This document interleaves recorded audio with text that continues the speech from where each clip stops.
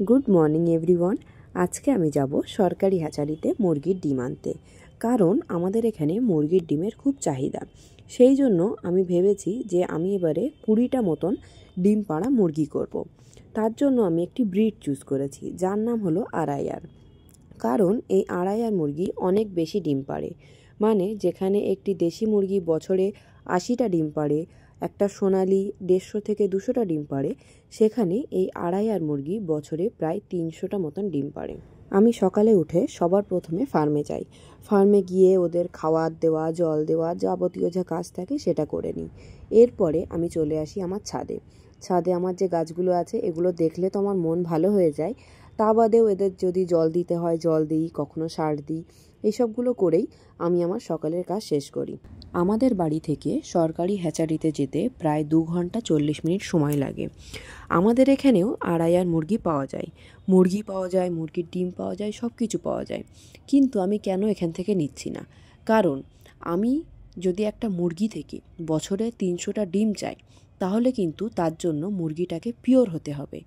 আর এখানে যে মুরগি পাওয়া যাবে এটা ক্রস কিনা পিওর তার কোনো গ্যারান্টি থাকবে না। এই গ্যারান্টিটার জন্যই কিন্তু আমাকে সরকারি হ্যাচারিতে যেতে হবে। আমি মোট 5টা গাড়ি পাল্টিয়ে তারপরে কিন্তু সরকারি হ্যাচারিতে গেছিলাম। সেই জন্যই মোট 2.5 ঘন্টারও বেশি সময় লেগেছিল। এটা হলো সেই হ্যাচারি। এই হ্যাচারিটা গোবরডাঙ্গায় অবস্থিত। তো এটা হলো ইনকিউবেটর মেশিনের ঘর। আর এখানে আগে হাঁসও পাওয়া যেত, কিন্তু এখন ওরা আর হাঁস করে না, এখন শুধু আড়াইয়ার মুরগি করে। আগে হাঁসের যে ঘর ছিল, এই যে যেটা দেখতে পাচ্ছেন, এটাও এখন কনভার্ট করবে আড়াইয়ার মুরগির জন্য। এগুলো হলো আড়াইয়ারের প্যারেন্ট স্টক, মানে এরা 2 বছর ডিম দিয়েছে আর এদের ডিম থেকেই বাচ্চা উঠেছে। তো এরা যেহেতু আর ডিম দেওয়ার ক্ষমতা নেই, সেই জন্য এরা মাংসের জন্য এখন এই মুরগিগুলোকে বিক্রি করে দিচ্ছে। আর বাজারের থেকে অনেক কম দামে কিন্তু এখানে মুরগি পাওয়া যায়।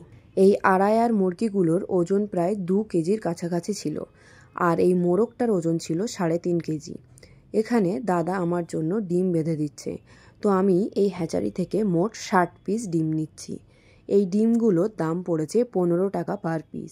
এগুলো হলো এ গ্রেডের ডিম, সেই জন্য এদের দাম হলো 15 টাকা। আর দাদা এখানে যে পদ্ধতিটা ব্যবহার করছে এতে বোঝা যায় যে ডিম ভাঙা আছে কি না। আর এই আমি আমার 60 পিস ডিম নিয়ে চললাম বাড়ির দিকে। এই আড়াইয়ারের ডিম যদি আমি আমাদের এখান থেকে কিনতাম তাহলে দাম পড়তো 10 টাকা, আর সে বাড়ি এসে দিয়ে যেত। কিন্তু যেহেতু আমি পিওর ব্রিড চাই 100%, সেই জন্য আমি এত দূরে গিয়ে 15 টাকা করে ডিম কিনে এনেছি। আর বাড়ি এসেই আমি ডিমগুলোকে দিয়ে দিয়েছি আমার ইনকিউবেটর মেশিনে। এগুলো হলো আড়াইয়ারের চিক্স।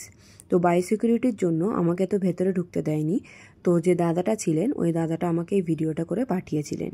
আর এদের বয়স হলো আজকে 7 দিন, আর এদেরকে রানীক্ষেতের ভ্যাকসিন দেওয়া হয়েছে কালকে।